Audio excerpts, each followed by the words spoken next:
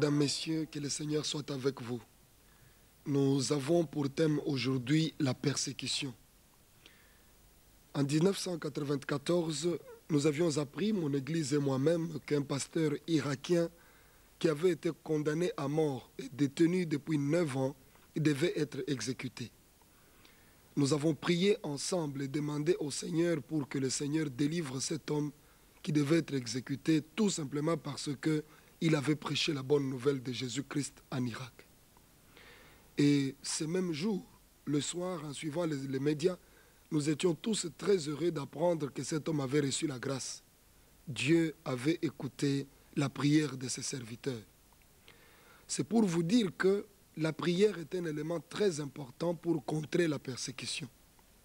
Je voudrais vous engager aujourd'hui à inscrire dans vos sujets de prière la prière pour des personnes qui souffrent à cause de leur foi, à cause de l'Évangile. Nous allons lire dans la Bible, dans Jean chapitre 15e, du 18e au 21e verset. La Bible dit « Si le monde vous hait, sachez qu'il m'a haï avant vous. » C'est Jésus-Christ qui parle. « Si vous étiez du monde, le monde aimerait ce qui est à lui. Mais parce que vous n'êtes pas du monde et que je vous ai choisi du milieu du monde, à cause de cela, le monde vous hait. Souvenez-vous de la parole que je vous ai dite. Le serviteur n'est pas plus grand que son maître. S'ils m'ont persécuté, ils vous persécuteront aussi. S'ils ont gardé ma parole, ils garderont aussi la vôtre. Mais ils vous feront toutes ces choses à cause de mon nom, parce qu'ils ne connaissent pas celui qui m'a envoyé. » Nous trouvons à travers ces écrits, Jésus-Christ nous parlait au sujet de la persécution. Il nous fait comprendre que si le monde nous hait, nous devons savoir que le monde a haï Jésus-Christ avant nous. Et que les disciples que nous sommes, nous ne sommes pas plus grands que le Maître. Jésus dit, comme ils m'ont persécuté, ils vous persécuteront aussi. Ce n'est donc pas quelque chose d'étonnant. Ce n'est donc pas une révélation que de vous retrouver dans une situation où vous êtes persécuté. Ou de voir votre frère ou votre sœur en Christ être persécuté à cause de sa foi, à cause de l'évangile qu'il prêche. C'est pourquoi aujourd'hui, le Seigneur voudrait que vous puissiez comprendre que la persécution fait entièrement partie de notre foi.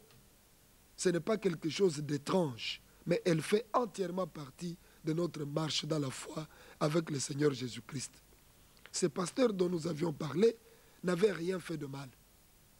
Il n'avait tué personne, il n'avait pas cassé une banque, il n'avait pas détruit méchamment les biens d'autrui, mais cet homme avait prêché la bonne nouvelle. Son seul souci était de voir des hommes et des femmes se convertir à Christ et hériter du royaume de Dieu au jour de son avènement. Parce que cet homme savait que le royaume de Dieu existe, que le jugement dernier aura lieu, que les vivants ainsi que les morts seront jugés. Il voulait que ses frères se convertissent, qu'ils croient que Jésus est le Seigneur, le Sauveur du monde, qu'à travers lui, l'homme reçoit le pardon des péchés, qu'à travers Jésus-Christ, l'homme a la vie éternelle et peut librement appeler Dieu son propre Père. C'est tout ce qu'il voulait transmettre à ses frères. Mais il a été arrêté comme un vulgaire malfaiteur. Il a été détenu pendant 9 ans dans la prison, tout simplement parce qu'il avait prêché l'évangile de Jésus-Christ. Aujourd'hui, où nous sommes en train de parler, il y a encore 24 frères qui sont arrêtés en Afghanistan. Ils appartiennent à une ONG chrétienne. Ils étaient là en train de prêcher la bonne nouvelle. Et nous savons ce qui se passe dans ces pays où il y a des extrémistes musulmans qui ne veulent pas entendre parler du nom de Jésus-Christ. Ces 24 frères appartenant à une ONG chrétienne ont été arrêtés et aujourd'hui, ils attendent leur jugement. Et selon la loi qui existe en Afghanistan, ces frères courent la peine de mort. Ils peuvent être exécutés tout simplement parce qu'ils ont prêché l'évangile de Jésus-Christ. C'est pour cela qu'aujourd'hui, je vous invite à prier pour eux, à intercéder pour ces 24 frères qui sont arrêtés en Afghanistan et qui peuvent d'un moment à l'autre être jugés et condamnés à mort pour leur foi. Ce ne sont pas des malfaiteurs, ce ne sont pas des brigands, mais ce sont des enfants de paix qui apportent l'évangile à travers le monde pour que plusieurs personnes soient sauvées. Ils ont fait ces choses, ils ont risqué leur vie. Mais l'Église doit être solidaire avec eux. nous devons prier pour eux, pour leur délivrance, de sorte qu'ils ne connaissent pas la mort comme beaucoup d'autres l'ont connu à l'époque de l'Union des républiques socialistes, l'URSS. Nous savons qu'à cette période-là, où le communisme faisait son temps, il y a eu beaucoup de gens qui ont été tués, notamment en Roumanie. Nous avons eu des témoignages venant, par exemple, de Richard Urbrand, un pasteur roumain qui avait souffert la prison, qui avait plusieurs plaies sur son corps, des blessures pour cause de torture, tout simplement parce qu'il prêchait l'évangile de Jésus-Christ. Cet homme avait été 14 fois emprisonné, mais il avait réussi à s'enfuir de la Roumanie et il avait gagné les États-Unis d'Amérique où il avait fait devant le Congrès américain son témoignage sur des diverses souffrances qu'il avait connues. Et quand un des congressmen lui avait posé la question de savoir s'il pouvait avancer la preuve de ce qu'il était en train de dire, le pasteur ne pouvait pas faire autrement. Il s'est tout simplement déshabillé, il a enlevé sa chemise et on a compté sur lui plusieurs vingtaines de points de suture, des blessures, des cicatrices, et tout le monde avait vu combien cet homme avait souffert. Et cet homme avait fondé une association, La Voix des Martyrs, qui existe encore jusqu'aujourd'hui. C'est à travers cette association, La Voix des Martyrs, qu'on avait tout le temps des nouvelles de ces frères qui souffraient dans des pays socialistes pour cause de leur foi. Personnellement, dans mon ministère, j'ai prié 7 ans pour cela. Jusqu'en 1990, lorsque nous avons appris que le socialisme était tombé. Nous avons appris avec joie le démantèlement de l'ex-URSS et tous nous nous sommes réjouis puisque aujourd'hui l'évangile malgré tout y est prêché. Et dans beaucoup d'autres pays autrefois socialistes, l'évangile est prêché aujourd'hui librement. C'est pour vous dire que la prière a une grande efficacité. Et nous ne pouvons pas négliger cela concernant ces 24 frères qui se trouvent aujourd'hui détenus en Afghanistan. La persécution existe jusqu'à aujourd'hui. Vous-même, vous pouvez aussi vivre cette persécution, même dans votre famille, dans votre foyer ou parmi vos amis. À cause de votre foi, vous pouvez être maltraité. On peut vous poser des questions qui peuvent vous rendre mal à l'aise. Ou encore, on peut vous faire subir certaines situations qui ne peuvent pas vous mettre dans la joie.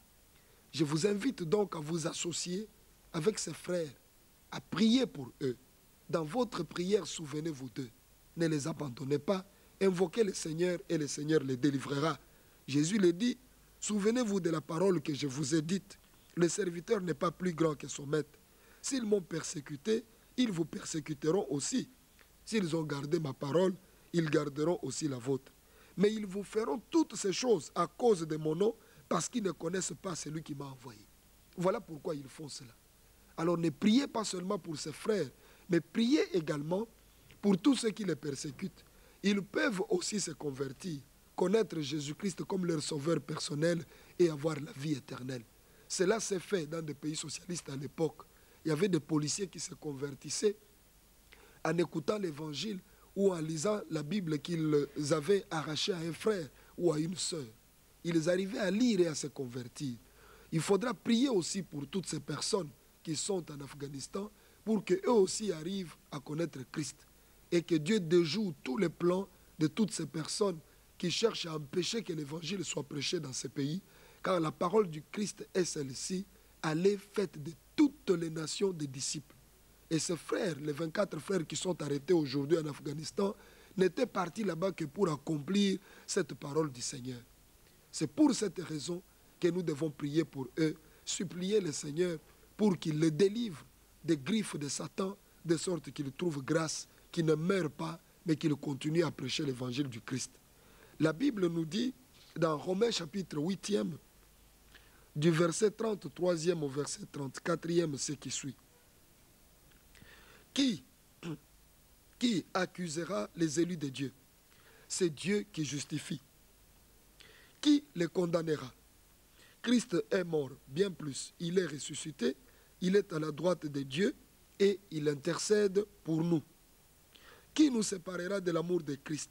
Sera-ce la tribulation ou l'angoisse, ou la persécution ou la faim, ou la nudité ou le péril ou l'épée? Selon qu'il est écrit, c'est à cause de toi qu'on nous met à mort tous les jours, qu'on nous regarde comme des brebis destinées à la boucherie. Mais dans toutes ces choses, nous sommes plus que vainqueurs par celui qui nous a aimés. Car j'ai l'assurance que ni la mort, ni la vie, ni les anges, ni les dominations, ni les choses présentes, ni les choses à venir, ni les puissances, ni la hauteur, ni la profondeur, ni aucune autre créature ne pourra nous séparer de l'amour de Dieu manifesté en Jésus-Christ notre Seigneur. Ce texte est un puissant encouragement pour les enfants de Dieu. Nous avons trouvé à travers ce texte de Romains chapitre 8e que le Seigneur nous fait comprendre que qui nous séparera de l'amour de Christ? Sera-ce la tribulation ou l'angoisse ou la persécution? Rien de tout cela ne peut nous séparer de l'amour de Christ. Cet amour est en nous. Cet amour est dans ces frères qui sont aujourd'hui en train de souffrir dans leur âme, qui sont torturés, insultés et maltraités pour cause de leur foi. L'amour de Christ est en eux et personne ne peut les séparer de cet amour. La Bible dit qui condamnera les envoyés de Dieu. Qui peut les condamner? C'est Dieu qui justifie. Aujourd'hui, ils peuvent même mourir par l'épée, mais ils verront la gloire de Dieu parce que celui qui justifie est vivant. Il leur fera justice et leur fera voir son saint royaume. Parce que celui qui a cru en Jésus-Christ a la vie éternelle. Nous sommes dans ce monde uniquement pour faire l'œuvre que le Seigneur nous a appelés à accomplir, prêcher la bonne nouvelle, la transmettre à ceux qui ne le connaissent pas. Alors pour vous qui n'avez pas encore cru en Jésus-Christ, aujourd'hui c'est une occasion qui vous est donnée de croire en lui. Il est votre sauveur et votre Seigneur. Il veut vous sauver. Regardez dans d'autres pays combien les gens souffrent pour entendre l'évangile. Vous avez la liberté ici pour entendre l'évangile dans notre pays. Vous avez la liberté de recevoir la parole de Dieu. Acceptez cette parole. Elle est un trésor. Recevez Jésus, acceptez-le et servez-le de tout votre cœur durant toute votre vie. C'est de cette manière que vous-même vous deviendrez aussi enfant de Dieu et vous hériterez du royaume de Dieu. Ne laissez pas l'ennemi vous distraire avec beaucoup de choses. Mais croyez en Christ. Convertissez-vous. Il vous aime. Il veut que vous soyez sauvés. Repentez-vous de tous vos péchés. Il vous pardonnera. Il vous accordera un pardon total. Et vous serez appelés enfants de Dieu. Nous allons maintenant prier. Je vous demanderai d'abord de donner votre vie à Christ, de le recevoir comme votre sauveur personnel. Et nous allons prier également pour ces frères qui sont détenus en Afghanistan pour que le Seigneur ait pitié d'eux. Prions le Seigneur. Seigneur Jésus, je te donne ma vie. Je te reçois dans mon cœur comme mon sauveur personnel. Merci Jésus pour cette parole. Je prie maintenant pour mes frères qui sont détenus en Afghanistan pour cause de leur foi. Je te prie, mon Dieu, de les délivrer de la mort, de les délivrer de la condamnation, de les justifier par ton sang précieux. Que ta grâce les couvre dans le nom de Jésus-Christ. Amen. Vous avez reçu Jésus-Christ dans votre vie comme votre sauveur personnel. Allez voir le pasteur de l'église la plus proche qui priera pour vous et vous donnera des enseignements utiles pour que vous deveniez également un vrai disciple du Christ. Si vous avez d'autres préoccupations, vous pouvez toujours nous contacter aux adresses indiquées. Que le Seigneur soit avec vous. À demain, même chaîne, même heure.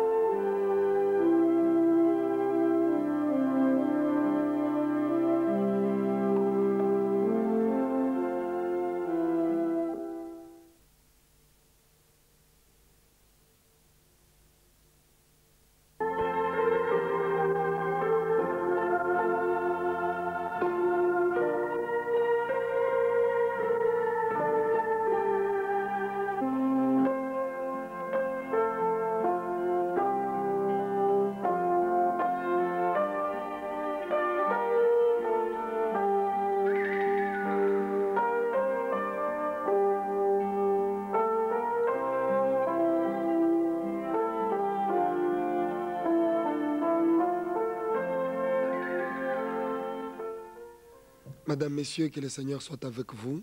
Jésus-Christ revient bientôt. Il revient pour chercher les siens. Voilà pourquoi vous devriez avoir pitié de vous-même si vous n'avez pas encore reçu Jésus-Christ dans votre vie comme votre sauveur personnel. Parce que ne seront enlevés que ceux qui auront cru en lui, qui auront cru en son avènement. Jésus revient bientôt. Il ne faudra pas que vous soyez surpris. Écoutez la parole et convertissez-vous. Nous disons aujourd'hui, ayez pitié de vous-même. C'est notre thème. Nous lisons pour commencer dans Jacques chapitre 4e, du 7e au 10e verset. La Bible dit, « Soumettez-vous donc à Dieu et résistez au diable et il fuira loin de vous. Approchez-vous de Dieu et il s'approchera de vous. Nettoyez vos mains, pécheurs. Purifiez vos cœurs, hommes irrésolus. Sentez votre misère. Soyez dans le deuil et dans les larmes. Que votre rire se change en deuil et votre joie en tristesse. Humiliez-vous devant le Seigneur et il vous élèvera. » Nous voyons à travers cette référence Jacques nous dire qu'il est important pour nous de nous soumettre à Dieu. Soumettez-vous à Dieu, dit Jacques, et résistez au diable et il fuira loin de vous. Et quand il dit ces choses, il précise que approchez-vous de Dieu et il s'approchera de vous. Nettoyez vos mains, pécheurs. Purifiez vos cœurs, hommes irrésolus. Sentez votre misère. Que se passe-t-il dans votre vie? Êtes-vous fiers de la vie que vous êtes en train de mener? Parce qu'il arrive que certaines personnes se glorifient de leurs péchés. Se glorifient de ce qu'ils boivent beaucoup, ou ils fument 2 paquets de cigarettes par jour, ou encore ils ont plusieurs femmes ou plusieurs hommes dans leur vie. Et si vous êtes parmi ces gens, il est important qu'aujourd'hui vous compreniez que vous êtes dans la misère. Permettez-moi de vous le dire d'une manière directe. Parce que la Bible nous dit ici que sentez votre misère, soyez dans le deuil et dans les larmes, que votre rire se change en deuil et votre joie en tristesse. Justement parce que la joie que vous croyez être, la joie n'est pas une joie. C'est un deuil. Sentez votre misère, disent les Écritures saintes. Soyez dans le deuil et dans les larmes, que votre rire se change en deuil et votre joie en tristesse. Humiliez-vous devant le Seigneur et il vous élèvera. Ne demeurez pas dans l'orgueil en pensant que ce que vous êtes en train de faire est quelque chose de bien. Ne pensez pas avoir choisi le meilleur chemin. Ce chemin-là conduit à la mort. C'est vraiment de la misère du point de vue spirituel et cela se manifeste déjà du point de vue humain. Vous pouvez regarder tout autour de vous la vie que vous menez. Vous pouvez vite vous rendre compte que ce n'est pas la gloire. Ce que vous êtes en train de faire, vous êtes en train de creuser votre propre tombe. Aujourd'hui, vous pouvez même avoir de l'argent, avoir des maisons, avoir des femmes, avoir des hommes, avoir beaucoup d'autres choses. Mais le fait que vous vivez dans le péché constitue une misère pour vous. Voilà pourquoi la Bible nous dit, vous dit, approchez-vous de Dieu et il s'approchera de vous. Nettoyez vos mains, pécheurs. Purifiez vos cœurs, hommes irrésolus. Sentez votre misère. Ayez donc pitié de vous-même.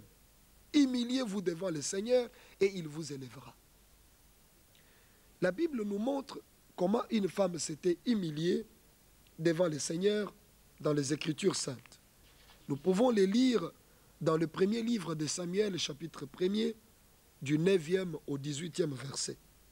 La Bible dit ceci. Anne se leva après que l'on eut mangé et bu à Silo. Le sacrificateur Élie était assis sur un siège près de l'un des poteaux du temple de l'Éternel. Et l'amertume dans l'âme, elle pria l'Éternel et versa des pleurs. Elle fit un vœu en disant, « Éternel des armées, si tu daignes regarder l'affliction de ta servante, si tu te souviens de moi et n'oublies point ta servante, et si tu donnes à ta servante un enfant mâle, je le consacrerai à l'Éternel pour tous les jours de sa vie, et le rasoir ne passera point sur sa tête. » Comme elle restait longtemps en prière devant l'Éternel, Élie observa sa bouche. Anne parlait dans son cœur et ne faisait que remuer les lèvres, mais on n'entendait point sa voix. Élie pensa qu'elle était ivre. Et il lui dit, jusqu'à quand seras-tu dans l'ivresse? Fais passer ton vin. Anne répondit, non, mon Seigneur, je suis une femme qui souffre en son cœur et je n'ai bu ni vin ni boisson enivrante, mais je répandais mon âme devant l'Éternel. Ne prends pas ta servante pour une femme pervertie, car c'est l'excès de ma douleur et de mon chagrin qui m'a fait parler jusqu'à présent. Élie reprit la parole et dit, va en paix et que le Dieu d'Israël exauce la prière que tu lui as adressée. Elle dit, que ta servante trouve grâce à tes yeux. Et cette femme s'en alla, elle mangea et son visage ne fut plus le même. Cette histoire est plus qu'édifiante. Anne était une femme stérile et n'avait pas d'enfant.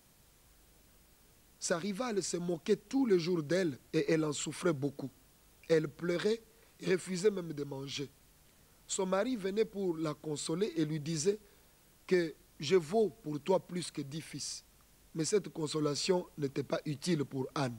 Elle avait besoin des enfants. Le mari ne pouvait pas remplacer les enfants. C'était tout différent. Elle est restée tout triste, elle en souffrait beaucoup. Un jour, elle a pris la décision d'aller devant la face du Seigneur. Elle est entrée dans le temple, il n'y avait personne sinon le sacrificateur Élie. Anne s'est agenouillée et elle s'est mise à prier seule, à parler à Dieu.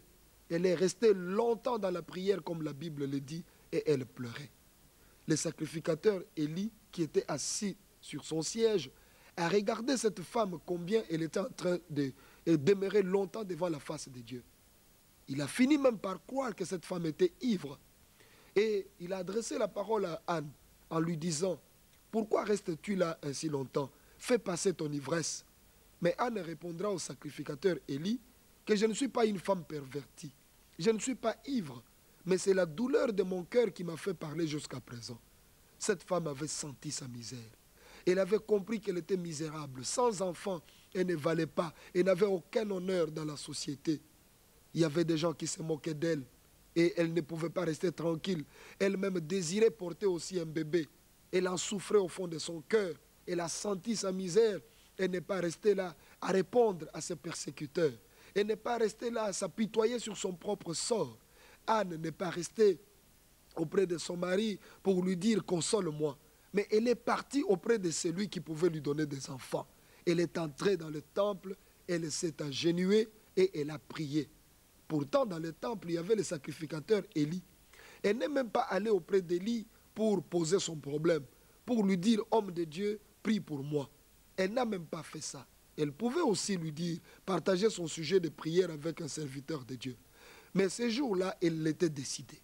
Elle était décidée à parler à Dieu. Elle avait senti sa misère, elle avait la douleur dans son âme, dans son cœur, et elle est venue pour s'adresser à celui qui donne des enfants. Elle s'est agenouillée et elle a prié longtemps.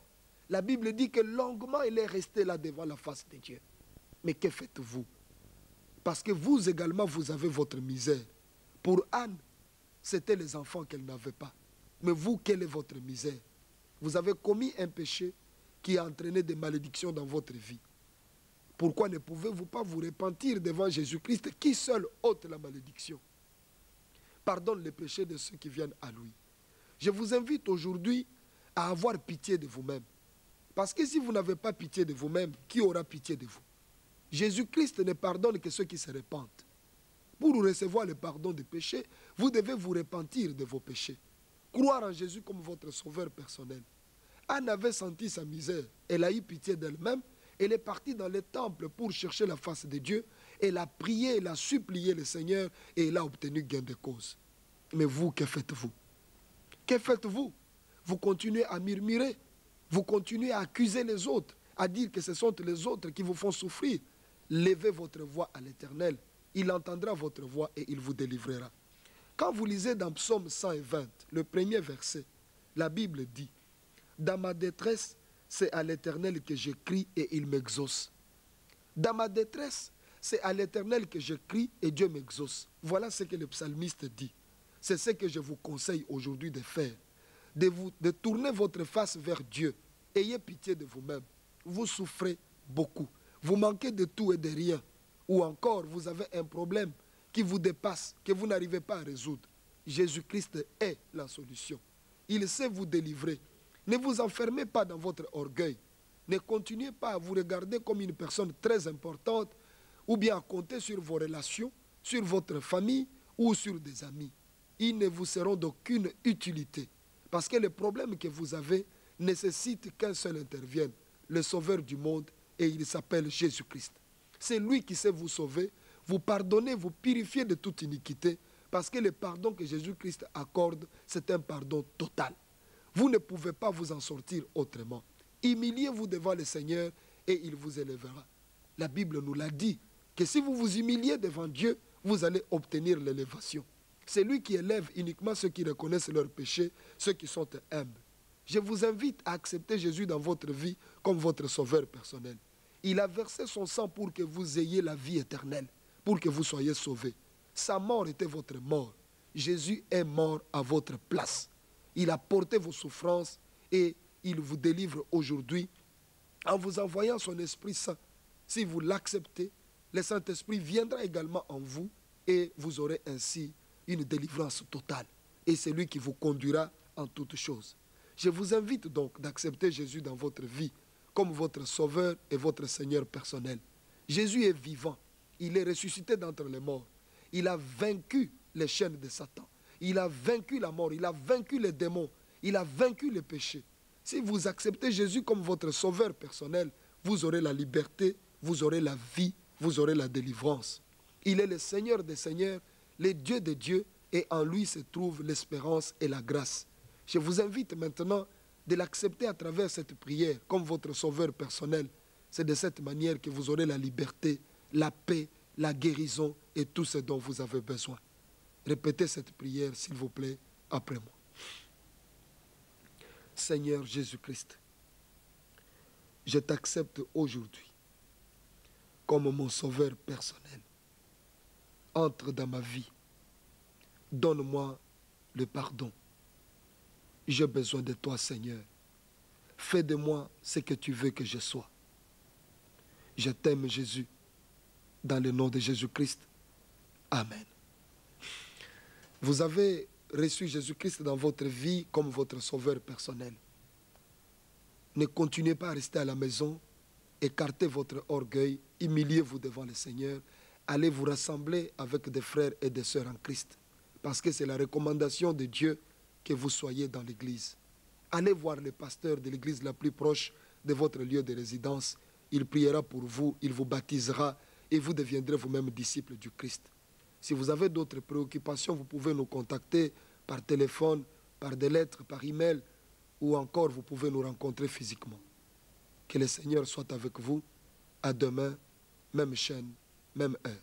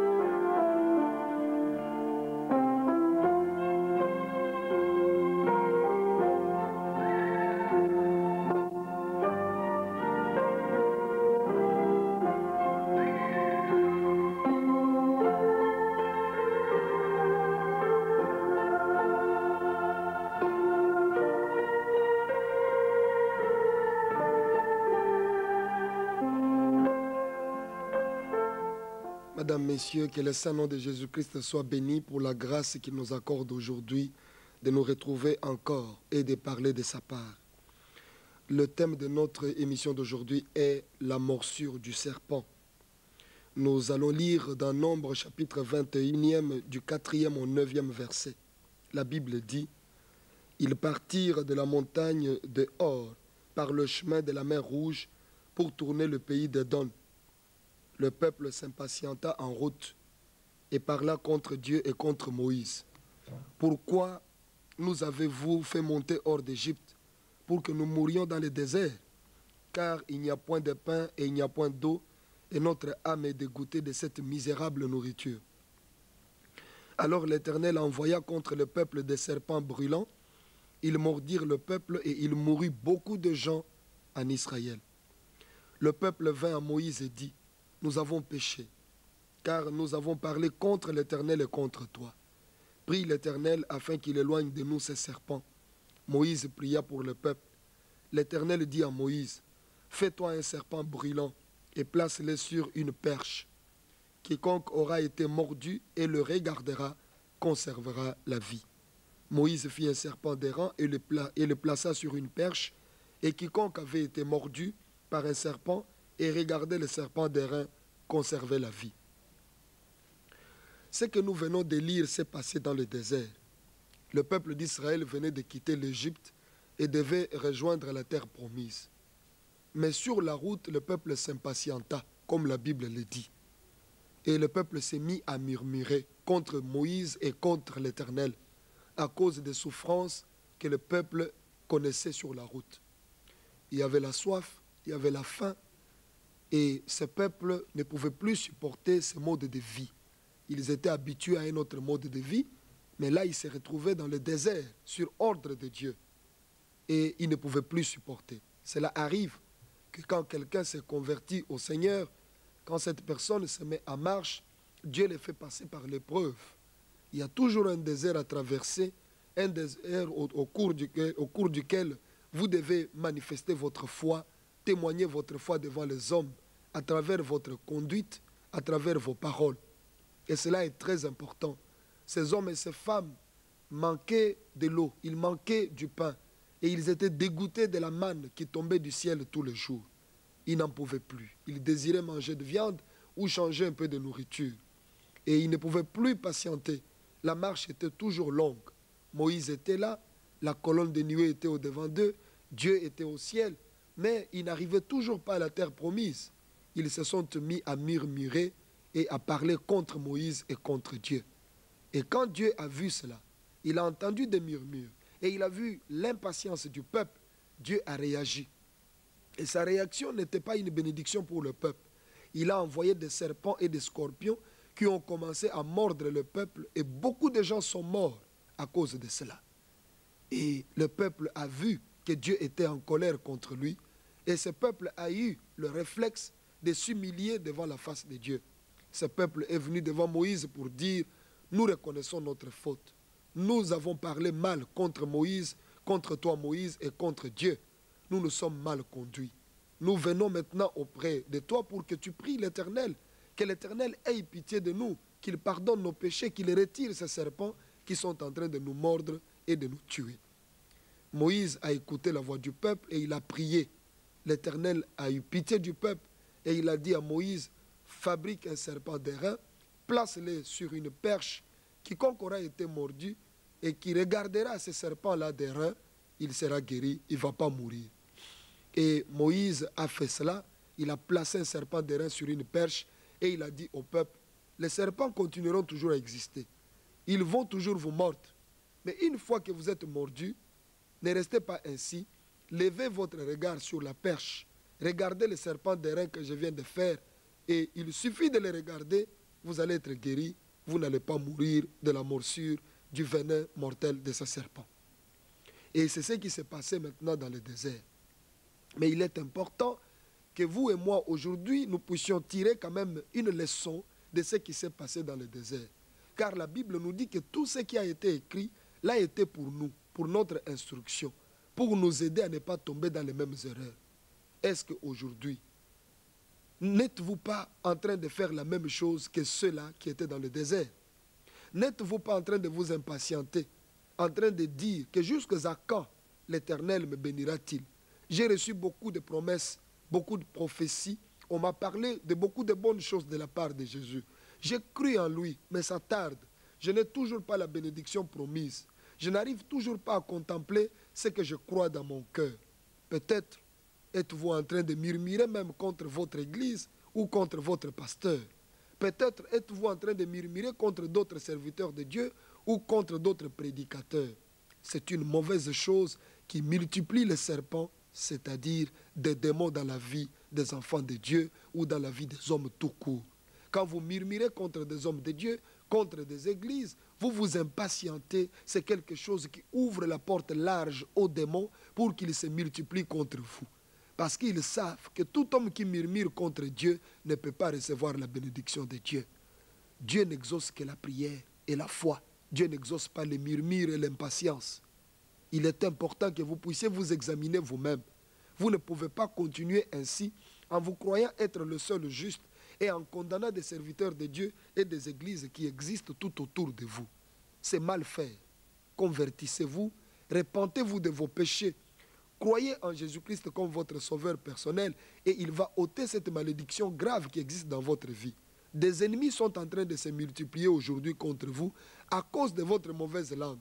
Des paroles de votre bouche parlent contre Dieu, parlent contre des serviteurs de Dieu. Comment pouvez-vous être bénis?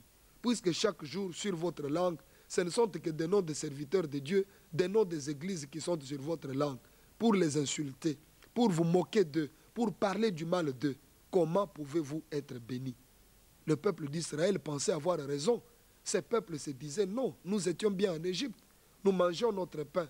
Mais ces peuples avaient oublié qu'en Égypte, ils mangeaient du pain de la servitude. Ils étaient des esclaves et on les faisait souffrir par le pharaon et par son armée.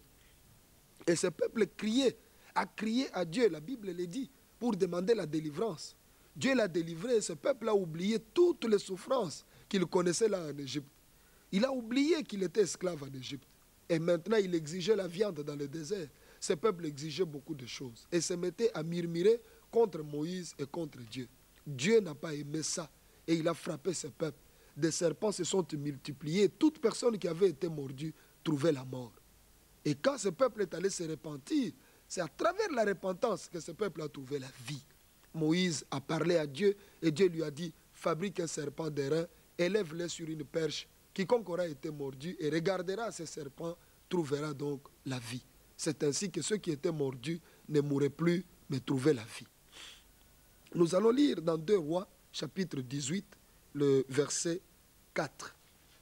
La Bible dit ceci, « Il fit disparaître les hauts lieux, brisa les statues, abattit les idoles et mit en pièces les serpents d'airain que Moïse avait fait, car les enfants d'Israël avaient jusqu'alors brûlé des parfums devant lui, on l'appelait Nehushtan. » Longtemps après, les Israélites ont conservé les serpents d'airain et ils ont commencé à offrir un culte, à célébrer un culte en faveur de ces serpents d'airain que Moïse avait élevés dans le désert.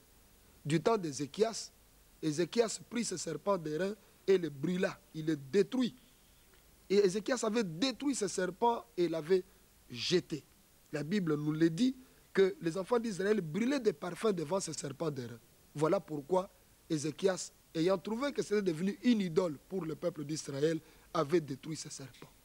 Je voudrais vous dire tout simplement en lisant cette référence que vous n'avez pas besoin de vous tourner vers un serpent d'airain ou vers un objet quelconque pour avoir la vie. Aujourd'hui, la Bible est en train de nous parler clairement dans Jean chapitre 3e, du verset 14e au verset 18e, ce que vous devez faire. La Bible dit ceci. Et comme Moïse éleva le serpent dans le désert, il faut de même que le Fils de l'homme soit élevé, afin que quiconque croit en lui ait la vie éternelle. Car Dieu a tant aimé le monde qu'il a donné son Fils unique, afin que quiconque croit en lui ne périsse point, mais qu'il ait la vie éternelle. Dieu, en effet, n'a pas envoyé son Fils dans le monde pour qu'il juge le monde, mais pour que le monde soit sauvé par lui. Celui qui croit en lui n'est point jugé, mais celui qui ne croit pas est déjà jugé, parce qu'il n'a pas cru au nom du Fils unique de Dieu. Cette référence nous ouvre l'esprit pour comprendre maintenant que le serpent d'airain n'est plus aujourd'hui utile. Ce qui est utile aujourd'hui, c'est la foi en Jésus-Christ, puisque Jésus dit, comme Moïse éleva les serpents dans le désert, il faut de même que le Fils de l'homme soit élevé, afin que quiconque croit en lui ait la vie éternelle. C'est Jésus qui a été élevé sur la croix. C'est lui qui a été crucifié, qui a versé son sang pour que vous ayez le pardon de vos péchés, pour que vous soyez délivrés des liens des démons et des forces du mal. Voilà pourquoi vous êtes appelés aujourd'hui à accepter Jésus dans votre vie comme votre sauveur et votre Seigneur personnel. Jésus-Christ est mort pour le pardon de vos péchés. Il a versé son sang pour que vous soyez délivrés de la mort et du péché. Ceux qui étaient dans le désert, quand ils étaient mordus par les serpents, il suffisait de lever les regards vers le serpent d'airain et ils trouvaient la guérison. Ils ne mouraient pas. Aujourd'hui, levez seulement les yeux à la croix. Croyez en Jésus-Christ comme votre sauveur personnel. Et c'est de cette manière que vous aurez la vie éternelle, que vous serez délivrés des liens de Satan, des liens de la mort, des liens du péché. Si vous acceptez Jésus-Christ, la morsure du serpent n'aurait pas de force sur vous. Vous serez complètement délivrés et vous aurez la vie éternelle. Voilà pourquoi aujourd'hui, je vous invite à le recevoir dans votre vie comme votre sauveur personnel. C'est votre manière de lever les regards vers la croix. C'est votre manière de croire, d'accepter qu'en Jésus-Christ se trouve la vie éternelle. Je vous invite donc à prier avec moi en répétant cette prière. Et cette prière vous permettra de recevoir Jésus dans votre cœur comme votre sauveur personnel. Et vous n'allez pas mourir de la morsure du serpent, ce serpent qui est le diable, mais vous allez plutôt avoir la vie éternelle. Répétez cette prière après moi, s'il vous plaît. Oui, Seigneur Jésus-Christ, je te reçois aujourd'hui comme mon sauveur personnel. Viens dans mon cœur. Pardonne mes péchés. Purifie-moi de tout péché, Seigneur. Je t'aime et je t'adore. Merci de me délivrer de la morsure du serpent. Merci de me délivrer de toute malédiction. Au nom de Jésus-Christ. Amen. Vous avez reçu Jésus-Christ dans votre vie comme votre sauveur personnel. Je vous invite de ne pas rester à la maison, mais d'aller voir le pasteur de l'église la plus proche de votre lieu de résidence. Confiez-vous en lui. Il priera pour vous, il vous baptisera, vous donnera des enseignements utiles qui fera de vous un vrai disciple du Christ et vous deviendrez vous-même un gagneur d'âme. Si vous avez d'autres préoccupations, vous pouvez nous contacter aux adresses indiquées, soit nous téléphoner ou nous écrire. Que le Seigneur soit avec vous. À demain, même chaîne, même heure.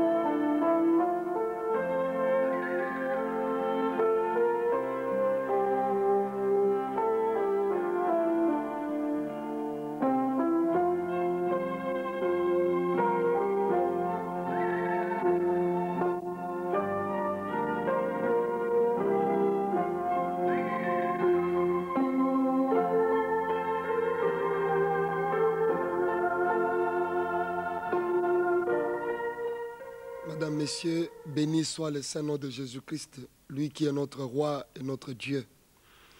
Nous avons pour thème aujourd'hui le sang de l'agneau. Nous allons parler en ce qui concerne le sang de l'agneau parce que cela est vraiment capital pour le salut de l'humanité, pour votre salut. Vous remarquerez à titre d'exemple que quand les Hébreux se trouvaient en Égypte, ils avaient besoin de délivrance. Dieu a envoyé son serviteur Moïse. Et Moïse ainsi que son frère Aaron ont accompli beaucoup de miracles devant le roi Pharaon, qui était un roi méchant, un despote qui faisait souffrir comme esclave le peuple de Dieu. Ils ont produit des miracles. devant le roi Pharaon. Mais le Pharaon n'a pas pu obéir à Moïse et à Aaron à cause de ces miracles-là. Autrement dit, aucun des miracles accomplis par Moïse et Aaron n'a délivré le peuple d'Israël de la main de Pharaon. Mais c'est le sang de l'agneau lors de la nuit pascale, quand Dieu a dit à Moïse que chaque famille immole un agneau et que le sang de cet agneau soit appliqué sur le linteau de la porte et sur les deux poteaux. Dieu avait donné ces signes et ces consignes à Moïse en lui disant qu'écoute, ce que tu as à faire, c'est de demander à chaque famille israélite d'immoler un agneau et d'appliquer le sang sur le linteau et sur le poteau de la porte. Chaque famille avait fait cela et quand Dieu est venu la nuit pour châtier les Égyptiens, dans chaque maison où il y avait le sang de l'agneau, il n'y avait pas eu de châtiment. Aucun enfant n'est mort parce que tous les premiers-nés des Égyptiens étaient morts. C'est pour vous dire que le sang a une très grande importance dans la vie spirituelle. Le sang. La Bible nous dit que sans l'effusion de sang, il n'y a pas de pardon des péchés. Et Dieu a fait ces choses à titre prophétique, parce qu'il savait qu'il allait envoyer Jésus-Christ, son Fils bien-aimé, comme l'agneau de Dieu qui ôte le péché du monde. C'est ainsi qu'il avait d'abord manifesté ces signes prophétiques dans l'Égypte ancienne, en permettant à ce que chaque famille des Israélites verse le sang d'un agneau immolé, l'agneau pascal, et que ces sangs-là servent de signes au peuple pour que le malheur ne frappe pas les enfants de Dieu. C'est après ce sacrifice de sang de l'agneau, ce sacrifice de l'agneau pascal, après que le sang ait été répandu, qu'Israël a trouvé la délivrance. C'est pourquoi nous disions à l'introduction que ce ne sont pas des miracles qui avaient délivré Israël de la main du Pharaon, mais c'est plutôt le sang de l'agneau. Vous avez besoin, non pas de miracles pour être délivré, mais du sang de l'agneau. Vous avez besoin du sang de l'agneau. Comprenez donc l'importance de ce sang. Ce sang va vous donner la vie, la liberté. Vous serez ainsi délivré des puissances de Satan, des forces du mal qui vous tourmentent, des maladies et des malédictions qui ne cessent de visiter votre vie. Dans Jean chapitre 1er, du 29e verset au 34e verset, il est écrit: le lendemain, il vit Jean et il vit Jésus venant à lui et il dit: voici l'agneau de Dieu qui ôte le péché du monde. C'est celui dont j'ai dit, après moi vient un homme qui m'a précédé, car il était avant moi. Je ne le connaissais pas, mais c'est afin qu'il fût manifesté à Israël que je suis venu baptiser d'eau. Jean rendit ce témoignage. J'ai vu l'Esprit descendre du ciel comme une colombe et s'arrêter sur lui. Je ne le connaissais pas, mais c'est lui qui m'a envoyé baptiser d'eau. Celui-là m'a dit: celui sur qui tu verras l'Esprit descendre et s'arrêter, c'est celui qui baptise du Saint-Esprit. Et j'ai vu et j'ai rendu témoignage qu'il est le Fils de Dieu. Plusieurs siècles après, nous avons ici le témoignage de Jean-Baptiste. Il rendait témoignage concernant Jésus-Christ, celui qu'on appelait Jésus de Nazareth. Jean-Baptiste a vu Jésus passer et il l'a présenté à ses disciples en disant: voici l'agneau de Dieu qui ôte le péché du monde. Quand Jean disait ces choses, il ne les disait pas en l'air, il ne les disait pas d'une manière hasardeuse, mais Jean disait des choses qu'il connaissait vraies, parce qu'il en avait reçu la révélation. Il vient de le dire dans la lecture que nous venons de faire. Jean dit que moi également je ne le connaissais pas. Mais Dieu qui m'a envoyé baptiser d'eau m'a dit ceci: c'est lui sur qui tu verras descendre l'Esprit sous forme de colombe. C'est celui-là. Moi j'ai vu et j'ai rendu témoignage que c'est lui le Fils de Dieu, l'agneau de Dieu qui ôte le péché du monde. Jean a rendu ce témoignage, un témoignage irréfutable, parce que les signes qu'il avait reçus de Dieu étaient un signe tout à fait inimitable. Le Saint-Esprit ne pouvait pas être commandé par un homme quelconque. Dieu avait dit que tu verras l'Esprit descendre sur lui sous forme de colombe. Quand tu verras ces signes, rends témoignage qu'il est le Fils de Dieu. Il est l'agneau de Dieu qui ôte le péché du monde. Jésus est donc venu comme pour accomplir cette prophétie annoncée en Égypte. Là où l'agneau pascal avait été immolé, où le sang avait été versé. Et chaque famille qui avait versé le sang de l'agneau pascal avait trouvé la vie. Parce que le sang qui avait coulé à leur place. Aujourd'hui, Jésus-Christ est venu, non pas comme un agneau de ce monde, mais comme un agneau spirituel. L'agneau de Dieu qui ôte le péché du monde. Il a versé son sang.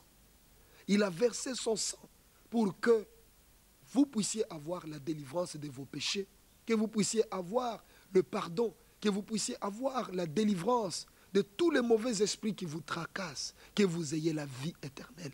Jésus a versé son sang pour cela. Il est l'agneau de Dieu qui ôte le péché du monde. Croyez en lui et vous recevrez le pardon de vos péchés. Vous aurez la délivrance. Vous recevrez de lui la paix, l'assurance et la bénédiction qui viennent d'en haut. Jésus-Christ est le sauveur du monde. Nous lisons encore dans Apocalypse, chapitre 17e, le verset 14e, la Bible dit ceci. Ils combattront contre l'agneau et l'agneau les vaincra parce qu'il est le Seigneur des seigneurs et le roi des rois. Et les appelés, les élus et les fidèles qui sont avec lui les vaincront aussi. La Bible nous fait comprendre à travers cette référence biblique que des puissances des ténèbres combattront contre l'agneau qui est Jésus, mais Jésus qui est l'agneau les vaincra parce qu'il est le Seigneur des seigneurs et il est le roi des rois. Ce qui est important dans cette référence pour nous aujourd'hui, c'est que cette victoire de Jésus-Christ, il ne triomphe pas lui-même et pour lui-même. La Bible ajoute que les appelés, les élus et les fidèles qui sont avec l'agneau vaincront également les démons, les puissances des ténèbres. Il est important qu'aujourd'hui, vous également, vous soyez parmi les fidèles, parmi les appelés, parmi les élus, pour que vous ayez la victoire sur toutes les puissances de Satan. Car Jésus-Christ nous a donné, nous qui avons cru, la force, la puissance, le pouvoir de marcher sur les serpents, sur les scorpions et sur toutes les puissances de l'ennemi. Et il a dit, rien ne pourra vous nuire. Jésus-Christ nous a donné le pouvoir de chasser les démons. Ce pouvoir, vous pouvez également le recevoir. Vous pouvez chasser les démons et dormir tranquillement dans votre maison. Si les démons ont l'habitude d'agiter votre sommeil, de vous faire souffrir, si les démons ou les sorciers ont l'habitude de vous faire souffrir, je vous informe que Jésus-Christ est plus puissant qu'eux. En recevant Jésus-Christ dans votre vie comme votre sauveur personnel, vous pouvez recevoir la délivrance et les démons vont prendre la fuite. Les sorciers ne vont plus vous inquiéter parce que l'agneau est dans votre maison. Ils combattront contre l'agneau, dit l'Écriture, et l'agneau les vaincra parce qu'il est le Seigneur des seigneurs et le roi des rois. Et si vous devenez aujourd'hui un appelé de Dieu, un élu, un fidèle du Seigneur, vous allez également vaincre les démons par le nom de Jésus-Christ. Jésus vous aime. Voilà pourquoi il vous apporte ce message aujourd'hui. Toujours là dans Apocalypse chapitre 12e, du 10e au 11e verset, la Bible dit, « Et j'entendis dans le ciel une voix forte qui disait, « Maintenant, le salut est arrivé, et la puissance et le règne de notre Dieu et l'autorité de son Christ. Car il a été précipité, l'accusateur de nos frères, celui qui les accusait devant notre Dieu jour et nuit. Ils l'ont vaincu à cause du sang de l'agneau et à cause de la parole de leur témoignage. Et ils n'ont pas aimé leur vie jusqu'à craindre la mort. » Nous trouvons à travers cette référence que la victoire, nous l'avons dans le sang de l'agneau. Ils l'ont vaincu à cause du sang de l'agneau. La victoire se trouve dans le sang de l'agneau, le sang qui a coulé de Jésus-Christ sur la croix, puisque c'est lui l'agneau de Dieu qui ôte le péché du monde. Et dans Apocalypse chapitre 5e, du 8e au 9e verset, la Bible dit ceci. Quand il eut pris les livres, les 4 êtres vivants et les 24 vieillards se prosternèrent devant l'agneau, tenant chacun une harpe et des coupes d'or remplies de parfums qui sont les prières des saints. Et il chantait un cantique nouveau en disant, « Tu es digne de prendre le livre et d'en ouvrir le sceau, car tu as été immolé et tu as racheté pour Dieu par ton sang des hommes de toute tribu, de toute langue, de tout peuple et de toute nation. » Nous avons à travers ces références bibliques que nous venons de lire, la parole qui nous fait comprendre d'abord En voyant dans Apocalypse chapitre 12e, nous avons vu, ils l'ont vaincu à cause du sang de l'agneau.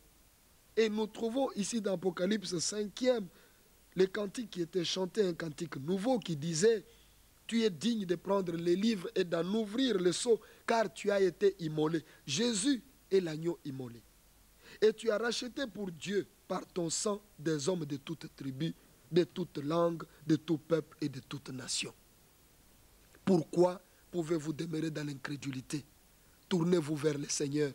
Acceptez-le aujourd'hui comme votre sauveur personnel. Il est l'agneau de Dieu qui ôte les péchés du monde. Son sang a coulé sur la croix pour que vous ayez la vie éternelle. Voilà pourquoi cette parole vous a été adressée, pour que vous puissiez comprendre que le sang de Jésus-Christ est plus puissant que les démons, plus puissant que les puissances du diable. Ils l'ont vaincu à cause du sang de l'agneau. Vous pouvez vaincre les démons et tous vos ennemis, spirituels ou physiques, avec le sang de l'agneau. Acceptez Jésus dans votre vie. Acceptez-le seulement comme votre sauveur et votre Seigneur personnel. Et vous verrez que votre vie sera complètement transformée. Vous serez changé et vous aurez une nette victoire, un plein succès sur les puissances des ténèbres. Voilà pourquoi je vous invite à faire cette prière avec moi, à recevoir Jésus dans votre vie comme votre sauveur personnel, lui qui est l'agneau de Dieu qui ôte le péché du monde, car son sang a coulé pour que vous ayez la vie éternelle. Priez après moi s'il vous plaît. Oui Seigneur Jésus-Christ, je viens te recevoir maintenant comme mon sauveur personnel.